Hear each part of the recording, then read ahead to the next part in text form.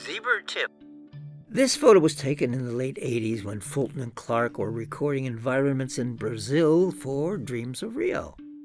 They'd go out in the jungle for a week at a time. This one was taken alongside the Rio Negro in the Amazon.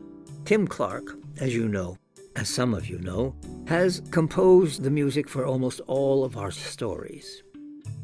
We first met Tim in the mid-70s when he was part of the ZBS Artists in Residence program. At the time, he was composer in residence for a planetarium in Rochester, New York. He had composed hours of space music for their planetarium shows and told us if we wanted to use his music, we could. Fulton leaped at the chance and wrote the script for The Incredible Adventures of Jack Flanders. The story was inspired by Tim's space music. But at that time, ZBS had so little money we could barely finish the 10-part series. A script for the 10 half-hour story runs about 300 pages, about a minute a page, but by the end of The Incredible Adventures, Fulton was so exhausted by trying to do it on a shoestring, his script for the 10th episode was 2.5 pages long. When Tim arrived to help with the music for the final episode, Fulton handed him the script. Tim looked at it and said, "All right, where's the rest?" And Fulton said, "That's it." Tim, "Well, what about the other pages?" Fulton, "They're blank. We'll fill it with music." If you are familiar with The Incredible Adventures, you may have noticed that the last half hour is pretty much solid music, but it works. Tim has been coming here I don't know how many times, but it probably adds up to months and months working together in the studio. The two of them would be at it for days at a time, and so one warm spring day they decided to go outside and do something, meaning take a break. There was a dead tree out in the field. It was maybe 60 feet tall, and they decided to cut it down. They weren't sure which way it would fall, so they attached a long rope to Billy's pickup. Tim was using the chainsaw while Fulton was watching from a safe distance.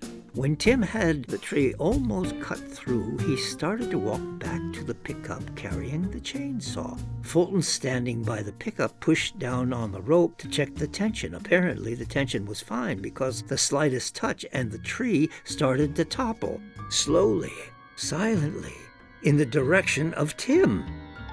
Fulton figured that if he kept moving at his present pace, would be free of the tree by the time it hit the ground. He guessed the tree would fall short by a good 10 or 12 feet, and so, in Meatball's mischievous mind, he had two choices. One, to yell, "Tim, look out!" and Tim would whirl around, look up, see the tree coming at him, and maybe have time to scream. Or two, say nothing, and Tim would hear the tree crash behind his back, leap in the air, and then scream, "Ah!" Fulton had only a couple of seconds to decide which one would be the funniest. He decided on number one. He shouted, "Tim, look out!" Tim turned around. He saw the tree coming at him, and he let out a yelp. Ah! It turned out the tree was a bit longer than Fulton had figured, but still, he pointed out in his defense, the top of the tree fell short of Tim by a good 6 feet. Seen from Fulton's prankster point of view, it was classic slapstick and perfectly timed. Seen from Tim's point of view, it was...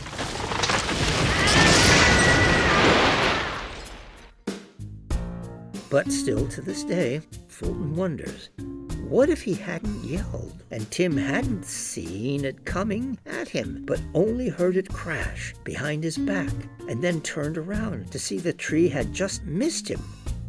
Would that have been funnier? The question remains, because never again did they go lumberjacking together.